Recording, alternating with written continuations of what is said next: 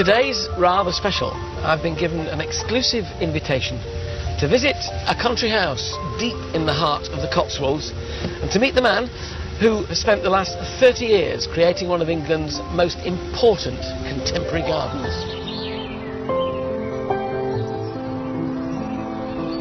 This is an estate of incomparable beauty and purity of purpose. A beacon for all things organic. It's also the passion project of arguably the best royal gardener in history. This is Highgrove House, home to the Prince of Wales, his sanctuary and the outlet for all his gardening aspirations.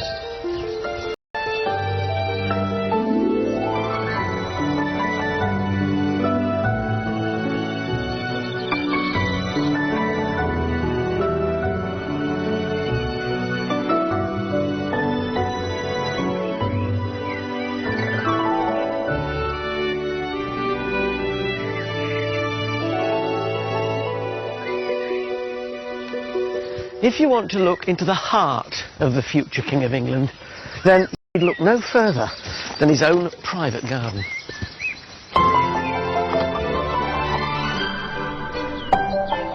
It's a rare royal invitation. Never before has the Prince given up so much of his time to tell the story of Highgrove. I love it. To me, it's almost like an exhibition.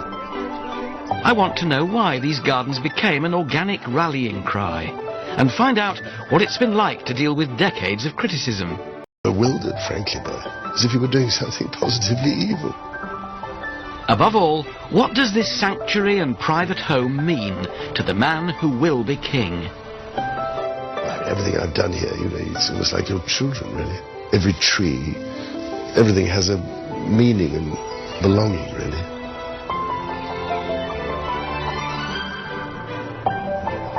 Tonight, the Prince of Wales and the Duchess of Cornwall will host the first performance of the Highgrove Suite, a piece of music commissioned by His Royal Highness to celebrate 30 years of royal gardening.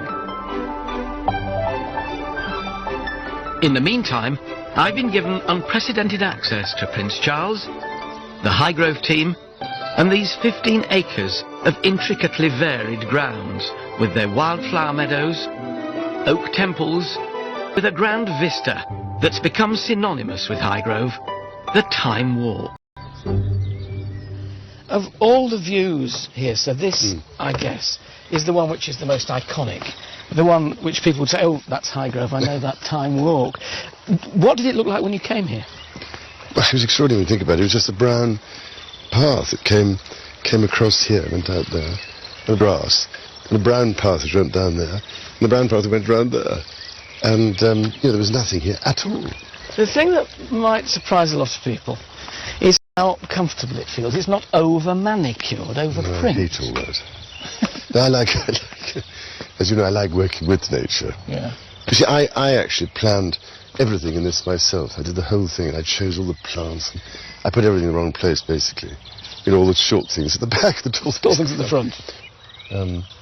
The other thing this garden is big on is axes, vistas, right out the front door, right down to that gladiator along this path. You see, I just felt when I came here first, one of the things I did begin to realise was it's so flat that it needed vistas in all directions, with eye catchers. It was really from going to other people's gardens, looking in books and things. You suddenly get ideas. Well, you always go, pinch ideas from other people. Yeah. So it's interesting to think that everything we see here is less than 30 years old. Yes. The hornbeams on stilts. Yes. Not the yews. The yews were because here. They were the only things here. But not in these strange No, shapes. they were puddings. Just puddings. Off golden yew. Yeah. And everybody, all the experts said, take them out. Roy Strong said, take them out. Rosemary Berry said, take them out. Everybody. No, it's not like you not to listen to anybody. No. But in the end, I don't know why I thought. Well, I thought about it, and then I thought, well, no. But I have a passion for topiary, I hate to tell you. I have great fun here because I prune an awful lot. Yeah.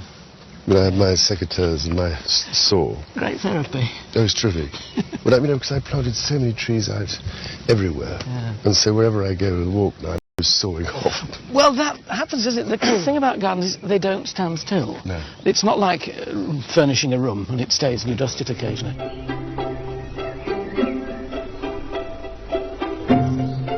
Highgrove is the family home of the Prince, the Duchess of Cornwall, and Princes William and Harry.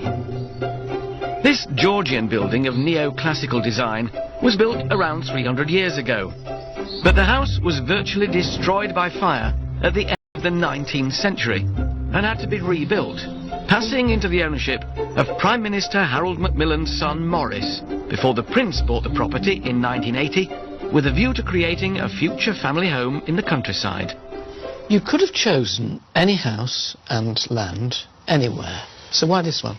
I always see there's another place. I remember it was like that, trying to find a place for a picnic in the car. Do you remember? Oh, that looks... No, we'll go on a little bit. Do you remember? Yeah. You know you were. You ended up having a picnic where you got to the end. Place. So, I don't know, I came to look at this place and... I don't know, I rather fell in love with the trees, fell in love, in the, you know, out here in the fields. I love the light coming in these windows and so on.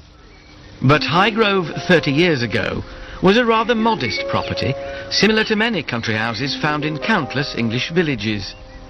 Fine views across to Tetbury left the house exposed to the open countryside.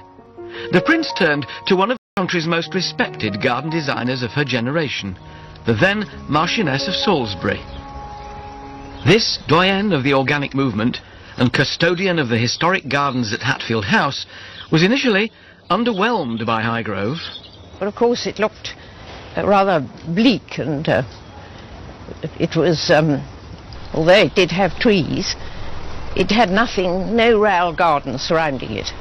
It was a very simple classical house, not a particularly interesting one architecturally, but quite attractive and simple, to which he's added a lot, which has improved it enormously. Where did you start? Which bit first? Well, it was really the sundial garden, because there was no shelter at all, and there was no seclusion, so we were, in those days, being permanently pursued by the press, who used to turn up down the bottom there with long lenses, or down that end, or even in here, so there's nowhere to sit.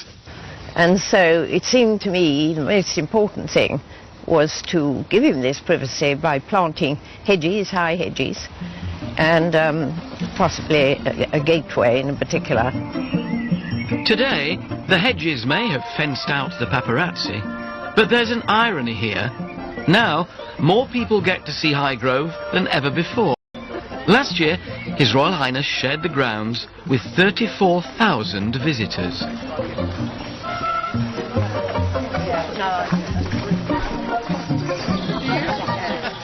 When I first started on the garden tours, people were collapsing all over the place and there were no seats. So I thought we must put them in, and this was a present from the Hereford Cathedral stonemason. Oh, lovely. Well, ladies of the WI of Limpsfield, welcome very much to Highgrove. It's very nice to see you here today. I'm sure you've been told to turn off your telephones and no photographs, and I'm going to add, please put your secateurs away now. Organised tours raise revenue for the Prince's charities, and the paying public gains access.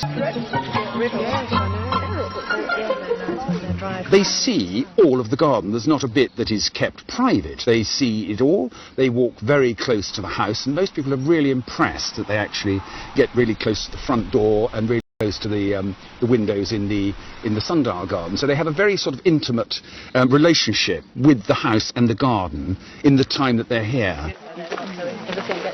It seems very important to you to share it. Well, I think so, terribly.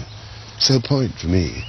I love it. To me, it's like it's almost like an exhibition of my paintings. That's the way I look at it. And it's so much more fun if it gives people pleasure. Do you sort of so I keep thinking when I garden, I think about what would it be like for other people as well, you know. Do you eavesdrop on what they say? No, well, I haven't done. Only when they're going round outside the window. Sometimes you have to lie on the floor. It could be a mishmash, but it seems to work somehow. You see, we come from Surrey, where there are all these stately homes with formal gardens, with regimented trees and flower beds, and here it's all natural. Natural gardens. It's well, real life instead of artificial. It's very artistic. You can see all his the Prince's artistic features. about the garden is lovely. Yes. So, was the interest in gardening always there, or was there a kind of moment where you suddenly thought, I really like this? I think it was always there, really. Although I never did it much, except as a child. We were allowed a little plot back in Palace, sort of back of the border, growing vegetables and things, my sister and I. But it's not until you have somewhere, obviously, of your own, then it becomes more possible, I think. And then I really was interested, because I wanted to make it more interesting. And I think the thing about this place was that, as I've said often, it was a blank canvas. Are you good at seeing potential? Do you have vision? Can you see what you can do? I hope I am, yes, I suppose. But, as I say, it was a blank canvas, so then I had to start from scratch. And so, the Prince and Lady Salisbury's first creation, a south-facing sundial garden. Wrought iron gates came from a reclamation yard. In the windows of formerly cut yew hedges, busts of His Royal Highness, donated by sculptors and their patrons. Originally designed as a secluded and scented rose garden, these formal beds have evolved into an intricately controlled season-to-season floral display. In the spring, hundreds of scarlet and purple tulips, making way over the summer for wisteria, lupins and sweet peas. The sundial was a gift from the late Duke of Beaufort, and the garden is Highgrove's jewel in the crown. All is picture perfect for Prince Charles on a daily basis. But that rain was fantastic on Sunday. I heard that His Royal Highness was out and got thoroughly soaked and came back thoroughly happy because there was enough rain. It was good, half an inch. Absolutely brilliant. This is a garden of floral pageantry, with vivid colour composition, buzzing bees and a heady mixture of scents. This seems to me to be a garden which sort of satisfies all the senses, really. It really does. Visual. I mean, there's the aspect of all the different colour. And form, of course, and form. axes and distance. His Royal Highness is very much an artist and has an eye for that sort of detail. Then there's the sound, bird song, and then there's the scent. We've just passed sweet peas. We're moving on. There's wonderful Philadelphia mock orange in that corner, which is saturating the air. Perfectly situated next to the house when the windows are open. And look at that. That rose. The Highgrove rose. Gosh, and scent there as well, and this wonderful confection of purple and crimson. Glorious. And it's disease resistant, which is also a good thing when you're looking at organics, is look for resilient plants. So that they hold up for you. It seems to me that the whole ethos of this garden, it's a garden that feeds the soul. As we'll discover, Highgrove is a reflection of Prince Charles's spiritual and aesthetic aspirations, where gardening merges with art and music. The Prince of Wales has asked for the gardens to be captured in a suite of music. I think we may have added a beat there.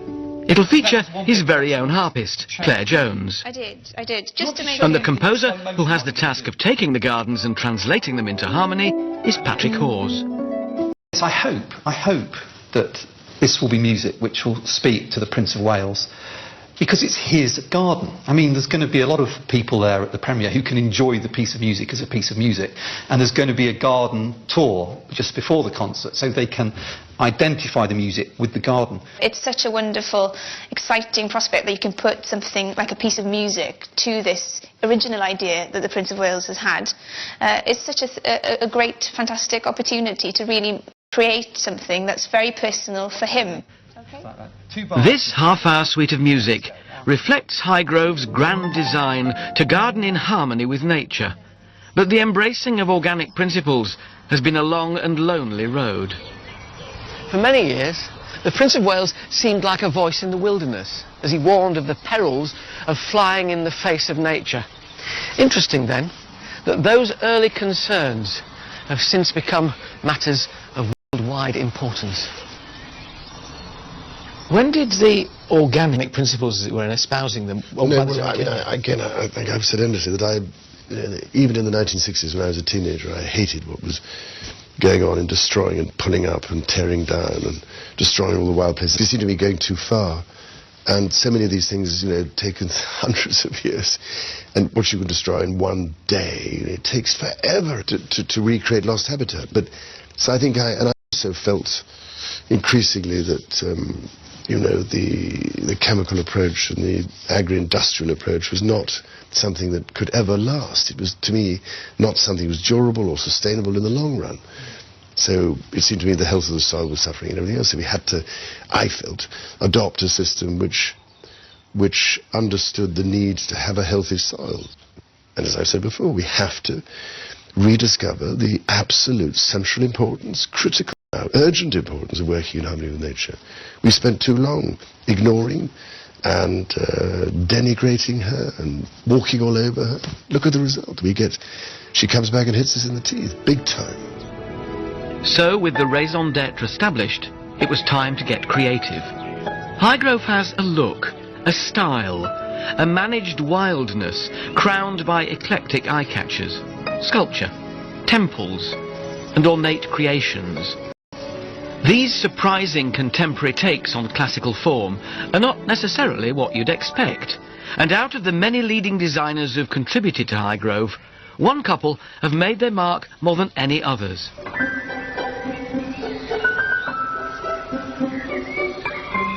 Julian and Isabel Bannerman view their garden at Hannam Court as a giant laboratory for their award-winning ideas. They use built structures, water, woodland and the wider landscape to create a deeply romantic, scented experience. I mean, we were there at sort of very beginning at Highgrove, and it was sort of great fun. It was the beginning of the sort of organic time, even though he had great thoughts about it, and it was a sort of heroic moment for him to be organic then. Now everybody accepts it, but it was a sort of very lost thing, and he kept at it and at it and at it, and I mean, even I was sort of slightly, not cynical, that's a bad word, I hate cynicism, but sort of doubtful of how you could garden this quite complicated garden, like time walks, without sort of resisting at midnight to putting a bit of spray on the couch grass creeping through. But I mean, he really has achieved it, and all the things that sounded rather boring, he ended up by being heroic about it. They sort of became exciting, didn't they? You clearly enjoy working with the Bannermans. There's a lot of their work about, and the stumpery and those temples with the driftwood sort of timpani at the top. Oh, they are wonderful ideas, I think. I mean, just that fountain in the middle of the stumpery, you know, with the bits of stone I had, and then the gunner on the top. That was I think, sheer touch of genius. Did you ever worry when things like that are going on? Think, is this going to work or not? Yeah. But Julian is wonderful because he's always saying, oh, it'd be such fun to do this, you know. And I said, well, Julian, yes, another idea. You have to pin him down. But they're both terrific, and their own garden is just magical. I mean, he got a job. I mean, he'd be probably running a garden design company too. So he's got his ideas, definitely. Millions of ideas. He's a very good head of a firm. I suppose that's where everybody at Highgrove calls him the boss in the garden, instead of my word, principe. But he's very good at gathering really good people around him and getting the best out of them and working with them. His Royal Highness and the Bannermans have created what many regard as the signature garden at Highgrove. The Stumpery is a striking prehistoric land of upturned tree stumps, gunnera, prickly rhubarb, hellebores, fountains and temples of seclusion. Gigantic sweet chestnut roots carefully jumbled to create convenient luscious pockets for ferns. And all a stage for a national collection of large leaf hostas, a particular passion of the Prince, thriving in shady glade. The Stumpery is like a lost world, revealing itself through twist and turn. The concept of garden rooms is quite well established, but the lovely thing about Highgrove is that you move from one garden room to another quite imperceptibly, and suddenly here you are, having come through the Stumpery arch in front of a temple made out of green oak, and the tympanum up there full of driftwood type branches, and in the back a Prince of Wales feathers saying greetings from Sierra Leone. I suppose this is quite a useful place in which to display gifts from all corners of the world. The Prince has a team of 12 gardeners, and they each have responsibility for a specific garden area. Andrew Tolman has looked after the Stumpery for the last 8 years. The Stumpery is kind of an iconic garden, really. It's just a reinvention of a Victorian idea. but this sort of stunning reuse of what is a redundant material of tree stumps to make a fantastic wildlife reserve, really. I think this garden is really kind of his stamp on the garden world, really. I mean, this is truly unique. I mean, there isn't anything like this in the rest of the garden world, and I think a lot of people that come to Highgrove come to see the stumpery, and I think, to me, it just represents that kind.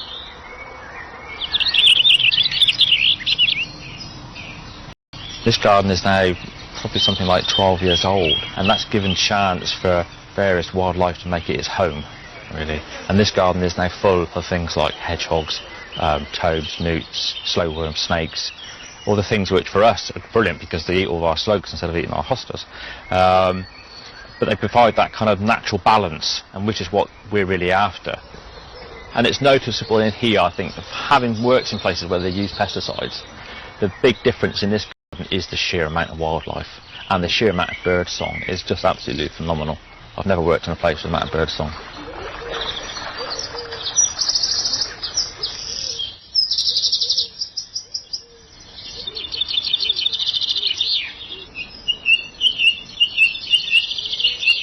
You're obviously very keen on, well, obviously keen on the wildlife, the wildflower meadow wonder, but also these wonderful bird feeders all the way along the last branch of the old cedar. Rather, what do you do? Because it's rather fun to have something dangling off. Yeah. And they seem to quite like them in a funny way. But there's more tune to these gardens than just the bird song. Tonight, the Philharmonia Orchestra will perform the Highgrove Suite for the very first time. Patrick Hawes has only a few hours to conduct 40 musicians and the Royal Harpist into perfect harmony. The Orchard Room was built specifically to host visitors, organisations and the Prince's charitable events and concerts. Well done, that's terrific stuff. Yeah. Did you recognise that as the Gladiator? Well, getting there. It was very ethereal. We're standing outside and it's just drifting through the open doors. It was lovely. Because the great thing in here, the acoustics are not bad, are they? They're not bad at all. Actually, they're good for the size of string orchestra we have. It just kind of keeps it, stops it becoming too boomy. No, exactly. The suite is inspired by precise areas within the gardens, which is the stumpery and the wildflower meadow. You're following a great tradition, the likes of Vaughan Williams, Lark Ascending, you know, Countryside, Delius, Walk to the Paradise Garden. Yeah. We look, Beethoven's Pastoral Symphony. Countryside moves people, and it seems to me it can only make you write optimistic music. Well, absolutely, because what is there that's unoptimistic about it? It's a constant promise and a constant harvesting of something beautiful. What of the Prince of Wales, in a way, and his whole sort of gardening ethos, do you think comes through, or what do you want to come through in your music? Well, I can answer that in one word, and that's harmony. Because I know that's an important word for the Prince of Wales, not only in terms of gardening, but in all the arts. And you can see here the way the meadow works in harmony with nature. And so that's what, and enhance what this wonderful place tries to say. Nothing encapsulates gardening in harmony with nature, managed wildness, more than the wildflower meadow. A wide variety of species that all take their turn from spring to summer. Natives such as cowslips, buttercups and orchids are augmented with exotic alliums, tulips and camassias, peaking in May with different tones of purple and blue. You'd think that by its nature, a wildflower meadow could be left to do its own thing, but nothing could be further from the truth. Now, people walking through here would say, what a wonderful, natural wildflower meadow. They would, wouldn't they? They would. But it's not like that. It wasn't like this when His Royal Highness bought the property 30 years ago. So what was it like? It was a meadow, but it was pretty devoid of any sort of wildflowers. So it had chemicals used on it, yeah. So it was really not very species rich. And this is something that His Royal Highness wanted to create, something that he reminisced of what he saw in the 1950s, 60s, and had been lost in this country, and he wanted to recreate it. When you look at it now, it is the most vibrant carpet of so many different species. We've got little self-field down there, we've got masses of buttercups, marguerites, moon daisies, orchids over there, coming up like little purple candelabra. The secret then of getting a meadow like this is what? It's absolutely the opposite of what we need to do in the garden. There you want to enrich the soil, here you want to actually impoverish it. And that's why the yellow rattle, which you can see there, is the key element in any sort of meadow that's too rich. Because this is a wildflower which feeds off the roots of grass, so it weakens the grass that it grows along. It's a semi-parasite, that's really. It's in the same family as our snapdragon. Yeah. And it's such a pretty little one. And called yellow rattle because when the seeds are ripe, they rattle in their little... And it's just an annual as well. That's the other thing that you have to remember, so that it's important that you don't cut it too soon before the yellow rattle actually sets seeds and drop. So this is the key, isn't it, really, then, apart from making sure your soil is poor and introducing a good wildflower seed mix, is the right time to cut it. So when do you cut this? You can actually manage a wildflower for the species you want to encourage. So this one we cut mid-July to early August. I do think this is wonderful. Just a rough mown path, though, going through wildflowers. It's as bonny as any garden, isn't it, really? One of the great joys about the meadow is going around now each year counting the orchids, the wild orchids. And that is a huge excitement because it was completely dead, this field, when I first came. Do you find now, sometimes, you come out here and you think, actually, I like this bit best because it's going to worry about a meadow in flowers, isn't it? But you have to have real patience again because it's just the constant management. And years and years later, after I'm dead, hopefully it'll get better and better. If we talk about likes and dislikes in gardening, you obviously love topiary. Yep. What are the hates? Because every gardener has them. I can't stand gladioli and I get it in the neck for them. No, I'm not mad about, very hot colours. And as you can see, I rather love clipped things and the combination of different greens and yellows. What you also get is this wonderful shadow. When the sun comes out like this, suddenly it all moves and it's not like an enormous sundial, isn't it? Yeah. Swirls around. No. Are you patient, gardener? Are you? I'm not now. I'm getting more and more impatient as you get older. Do you know? Well, you've not got the time. Well, that's the point. And whereas when I first started to put the yew hedge in, and it was they were just this size. I suppose it was. I thought, when are they ever going to grow? But maybe shovel manure on, which helps a lot. But now, if I'm planting hedges, I don't know, it drives me mad. Why aren't they growing? No, I think good old-fashioned, well-rotted manure is the secret of everything, I think. Conventional gardening focuses on the plants, whereas organic gardening is all about nurturing the soil. Debs was keen to introduce me to the unsung hero of Highgrove. So this is the powerhouse of the garden then, Debs, the compost heap. It's actually the most important aspect in an organic garden, because what you need to do is feed the soil. What goes in must come up. Confuses a lot of people about composting. Nobody knows really quite what to put in. So what goes into your heap? Well, as you see, the grass clippings, we've got the shavings from the stables with the manure, which is great. We have anything from sort of the herbaceous material. Bulb seed as you cut off? That's right. The only thing we don't put in is any of the pernicious weeds. Bindweed, ground elder. Ground elder goes to the chickens. It comes back in a different form. But they love that. This now here is superb. So how old is this? It's wonderfully brown and crumbly already. Well, you've picked out the good bit, Alan. That's actually, you can see there's grass here as well. About 6 weeks since that stage. And it's warm. The heat generated by a compost heap is astonishing, and that's the bacteria actually rotting it down. That's what makes the really good compost. This is 6 weeks then. What's this lovely brown crumbly Christmas Isn't that great? And that's still, we're talking about, 12 weeks? 12 weeks. Not far. You see, from that to that in 12 weeks is astonishing.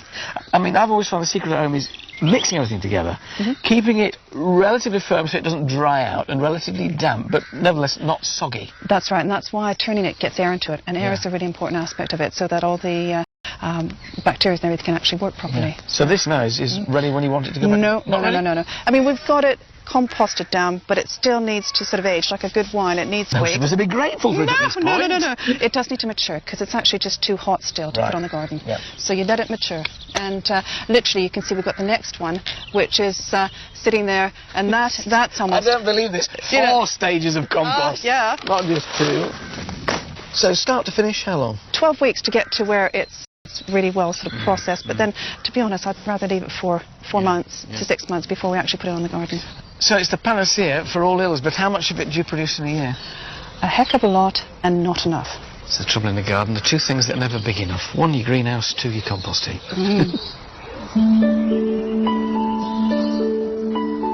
It's this level of behind-the-scenes industry at Highgrove that allows the creation of such elaborate gardens.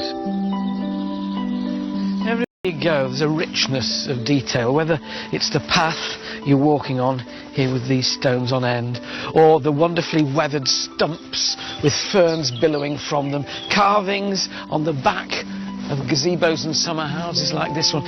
You get to the point where you think, well, maybe it's just for show, but then you're reminded that this is a family garden. There's a tree house up there. Look inside it, you'll see a child's tea set. Well, 2 children's tea set. I don't think there's any more, but Princes William and Harry had a great time in there when they were younger. When you go around the garden, it still does feel like a family garden. It's lived in, from the tree house to little arbours to sit in. So clearly it's a garden which is very used by the family. Well, yes, I mean, I'm glad you think so anyway, because I'm always intrigued what people think it's going to be like before they come. They all think it's going to be frightfully sort of manicured and formal, and I don't know why they think that, but anyway. And so when they come, they're amazed. They think, gosh, there's a weed, look, there's nettles or something. Well, why is that grown over the paths? Do you think it gives them confidence themselves, thinking, oh, mine's as good as that? So. But it's not like, well, I don't know. It's not like painting. When I see it, rather like painting a watercolour, my gardening. You know, you want to lay on the colour. You know, don't be sort of careful about it in some ways. I used to be frightfully careful, you know, when I started. But now, great thing is to slap it on, if you can. And so I rather see it like painting a picture. Do your sons, do the princes, share your passion for gardening? No, not yet, I don't think. But you never know. One day, perhaps, when they have somewhere of their own, then... That seems to be the key. It seems to be ownership and custodianship. Yeah. So, I mean, they're not... No, they're not people who rush off and, like, potting up things or whatever else, or planting at the moment, but you never know. But I didn't do that very much either when I was young. Over the last 3 decades, an acre of fruit and veg is grown in the walled garden for the house and its guests, yet every detail has been aesthetically thought through. Just because a garden is utilitarian, it doesn't mean it can't be beautiful. All the fruit trees here are trained. These are in all great spheres atop single stalks, and then you come to a tunnel of apples that you can walk under. The beds in front where the herbs grow are decorative. A hedge here of rosemary, angelica and lovage, interwoven with golden marjoram. It's a William Morris of a garden. Have nothing in it that you do not believe to be beautiful or know to be useful.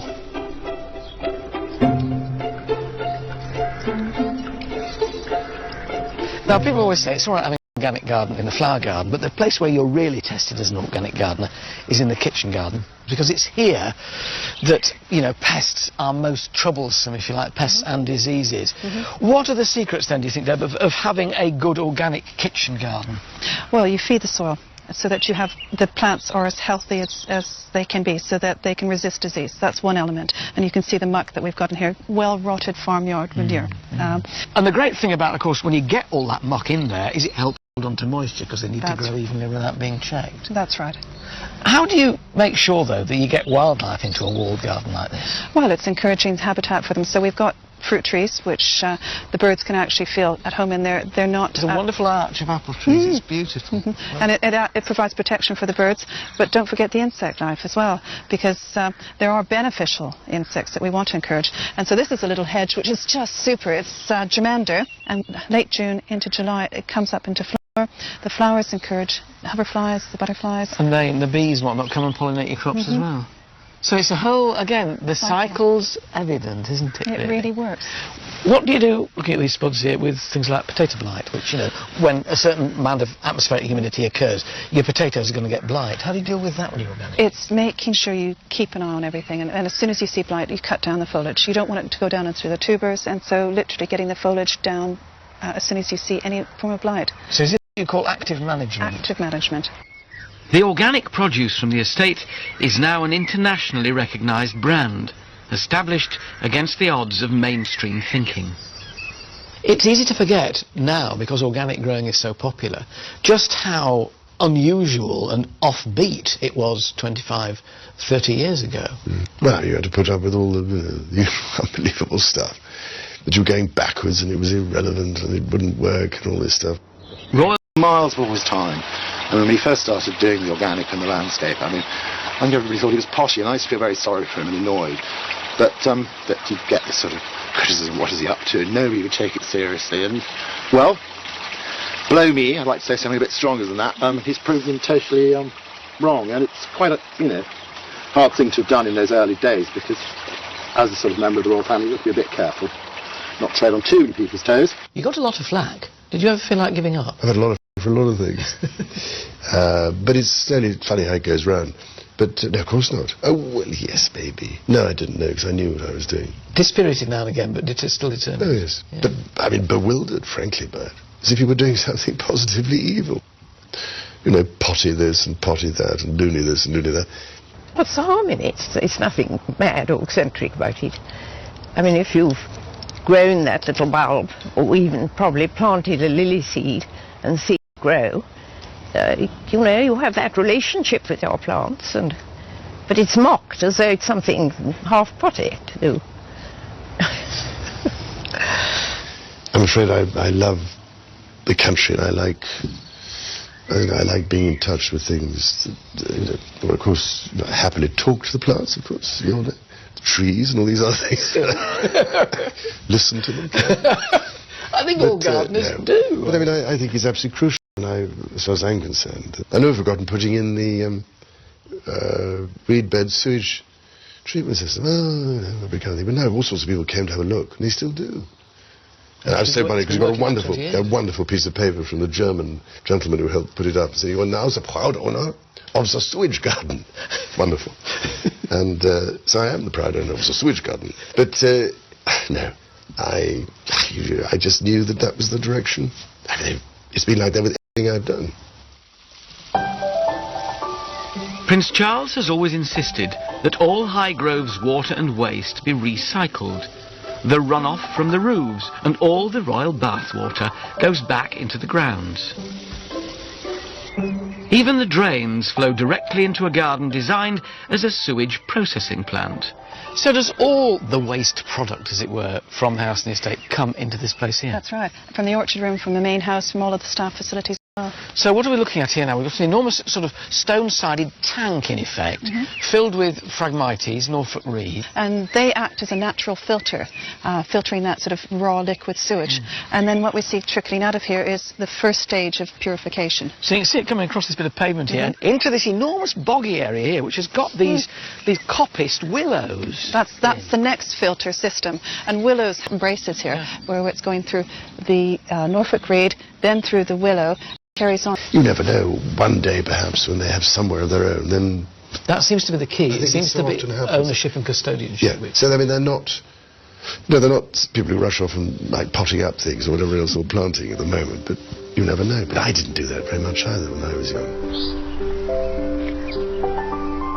Over the last 3 decades, the family has enjoyed the bounty of a garden which isn't just about pretty flowers.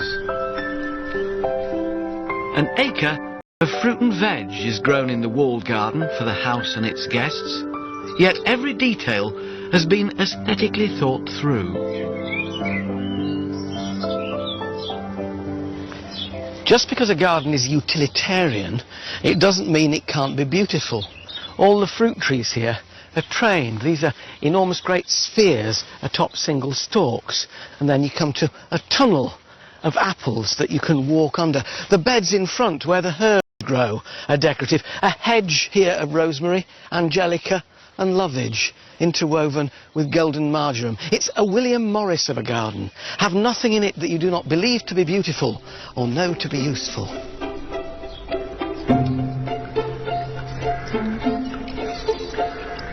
Now, people always say it's all right having an organic garden in a flower garden, but the place where you're really tested as an organic gardener is in the kitchen garden, because it's here that, pests are most troublesome, if you like, pests and diseases. What are the secrets, then, do you think, Deb, of having a good organic kitchen garden?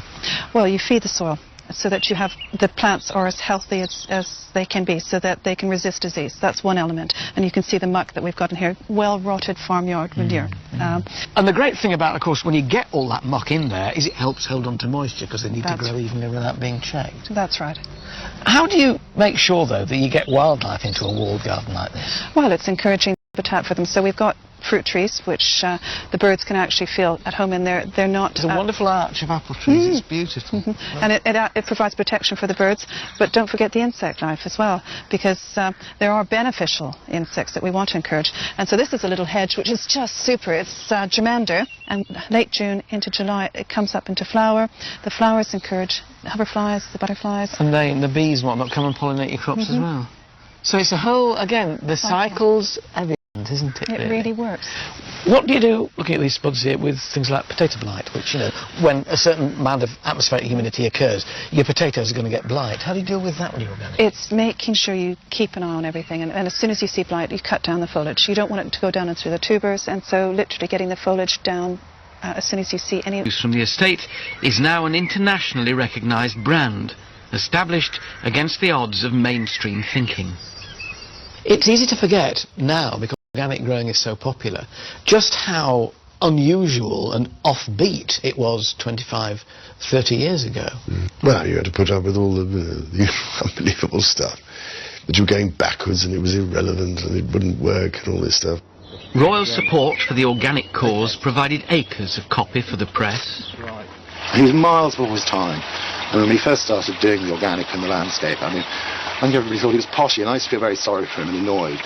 But they get this sort of criticism, what is he up to, and nobody would take it seriously. And, well, below me, I'd like to say something a bit stronger than that, he's proved him totally wrong, and it's quite a, you know, hard thing to have done in those early days, because as a sort of member of the royal family, you have to be a bit careful, not tread on too many people's toes. You got a lot of flack. Did you ever feel like giving up? I've had a lot of flack for a lot of things. But it's only funny how it goes round. But no, of course not. Oh, well, yes, maybe. No, I didn't know, because I knew what I was doing. Dispirited now and again, but still determined. Oh, yes. Yeah. But, I mean, bewildered, frankly, by it. As if you were doing something positively evil. You know, potty this and potty that, and loony this and loony that. What's the harm in it? It's nothing mad or eccentric about it. I mean, if you've grown that little bulb, or even probably planted a lily seed and seen it grow, you know, you have that relationship with your plants, but it's mocked as though it's something half potty to do.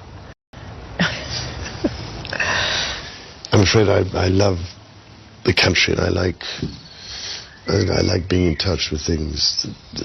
Well, of course, I happily talk to the plants, of course, you know, the trees and all these other things. Listen to them. I think all gardeners do. But I mean, I think it's absolutely crucial. I mean, as far as I'm concerned, I've never forgotten putting in the reed bed sewage treatment system. Oh, no big kind of thing. But now lots of people came to have a look, and they still do.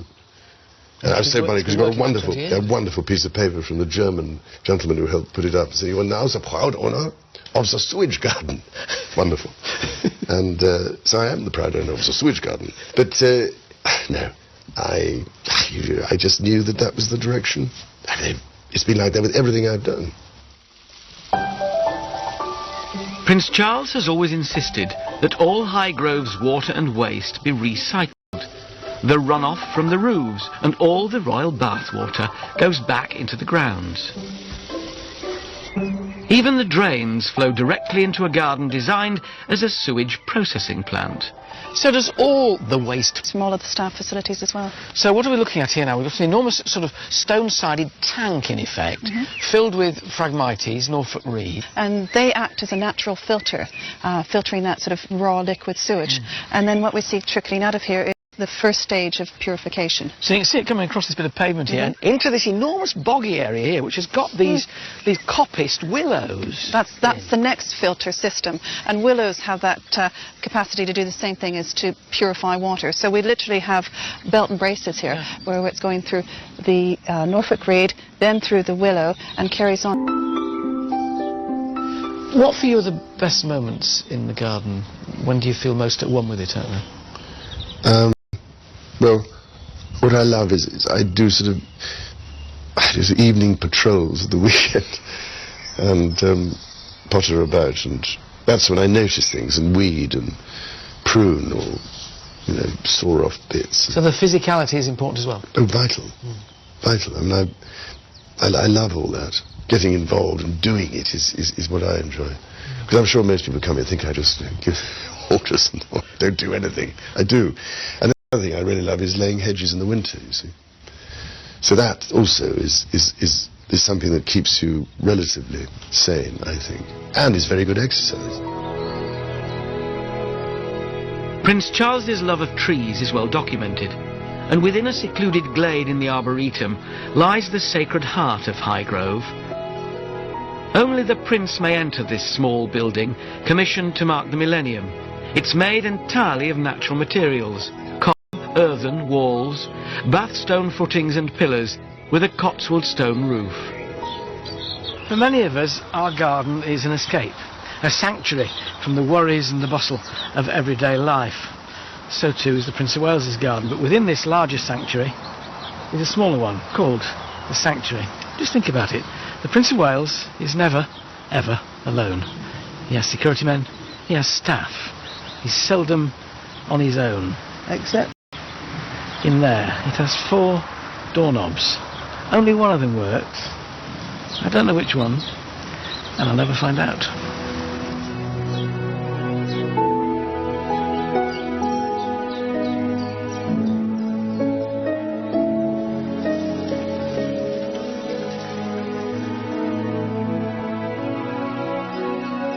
The main thing about this garden is that it's a quiet area, it's a reflective area, it's a place of contemplation. It's kind of a wondrous garden, really. It's almost a garden of kind of mystique. There's an element of sort of hidden world about it. I was actually working on that little piece of stumpery there, and I pulled out a piece of paper, and someone had written a tiny note and stuffed it in the stumpery for someone to find. And it said, "To whoever finds this piece of paper, this garden is beautiful." I've still got the piece of paper on my notice board at home. And it's that kind of thing, that this garden really meant something to that person walking around on their day, and they left a note for someone to find. So to me, that's what really makes it special. This place is obviously a great solace when you come back home. I get the feeling when you come in the garden there's a kind of letting off of steam. How important is it? Terribly. It's wonderfully therapeutic. And particularly that thing coming back after a week usually, and seeing the difference. And this week, it's extraordinary, the difference in 1 week. How everything puts on so much growth. This time, because the rain is... Well, I go around telling everyone it's a blessing. Proper garden. You turn the tap on, it doesn't appear by magic. It's the stuff of life.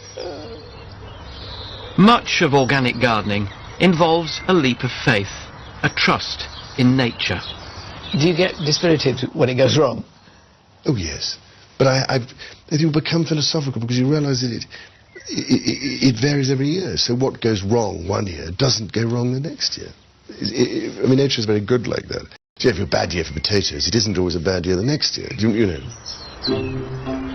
Although the fortunes of planting will ebb and flow, some parts of the garden will always be more permanent than others. At Stowe, the famous 18th century landscape garden in Buckinghamshire, there's a huge ornamental structure known as the Temple of Worthies, which houses busts of eminent Britons such as Elizabeth I and William Shakespeare.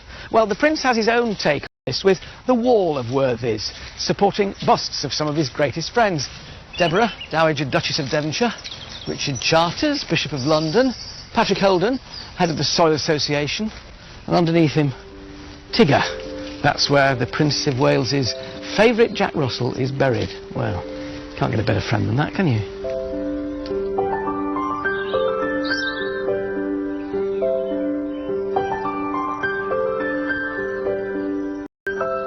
And so this royal tour of a private family garden with a public face is almost at an end. But the premiere of the Highgrove Suite is about to begin. Those invited to this most exclusive of occasions have donated large sums, all for a good cause, of course. Most events at Highgrove are to raise money for charity, and tonight's performance will help disadvantaged children, Prince's Foundation for Children and the Arts. Confident, relaxed, and just want to deliver. Absolutely. I mean, we have one of the finest orchestras in the world at our disposal, so what can go wrong, you know? Debs and her staff have exchanged their gardening gear for more formal wear. Windows into the lives of the Prince of Wales and the Duchess of Cornwall are rare, and my journey around Highgrove has been a unique treat. Whatever your opinion of the gardens, there's no doubt that they reflect the passion and commitment of the man who created them. Your Highnesses, ladies and gentlemen, welcome to the orchard room of the Prince of Wales's estate in Highgrove. Though it seems rather odd to welcome the Prince and the Duchess to their own house, but I do, along with you.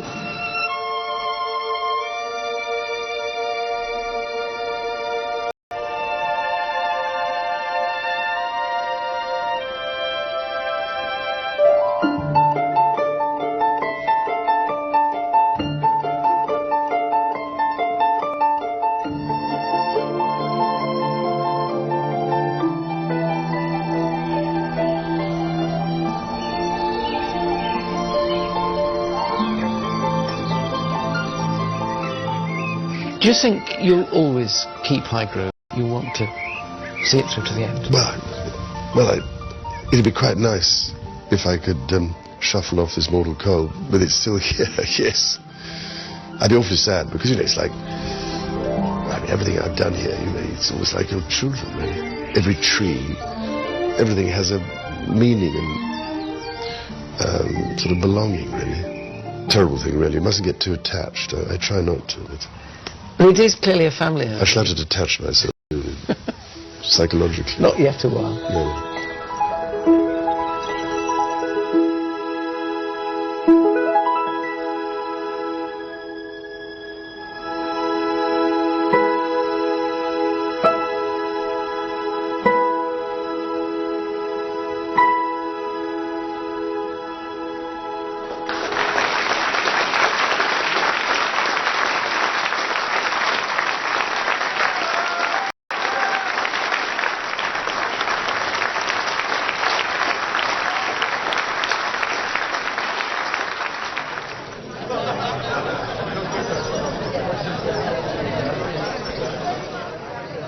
Well, what a special evening, and proof, if proof were needed, that a garden like this can offer solace and inspiration to all kinds of people.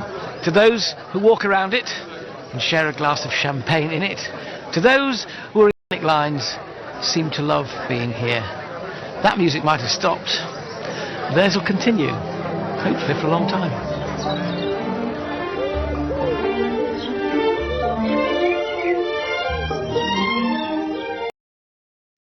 You see, I just felt when I came here first, one of the things I did begin to realise was it's so flat that it needed vistas in all directions, with eye catchers. It was really from going to other people's gardens, looking in books and things. You suddenly get ideas. Well, you always go, pinch ideas from other people. Yeah. So it's interesting to think that everything we see here is less than 30 years old.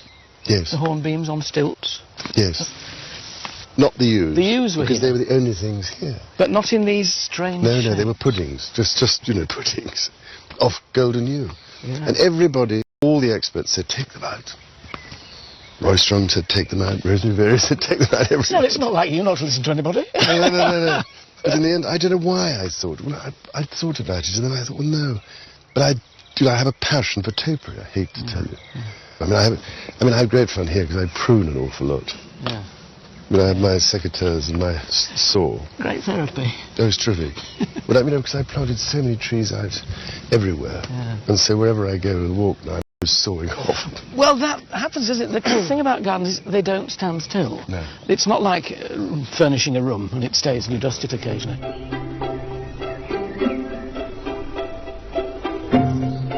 Highgrove is the family home of the Prince, the Duchess of Cornwall, and Princes William and Harry. This Georgian building of neoclassical design was built around 300 years ago, but the house was virtually destroyed by fire at the end of the 19th century and had to be rebuilt, passing into the ownership of Prime Minister Harold Macmillan's son Maurice before the Prince bought the property in 1980 with a view to creating a future family home in the countryside. You could have chosen any house and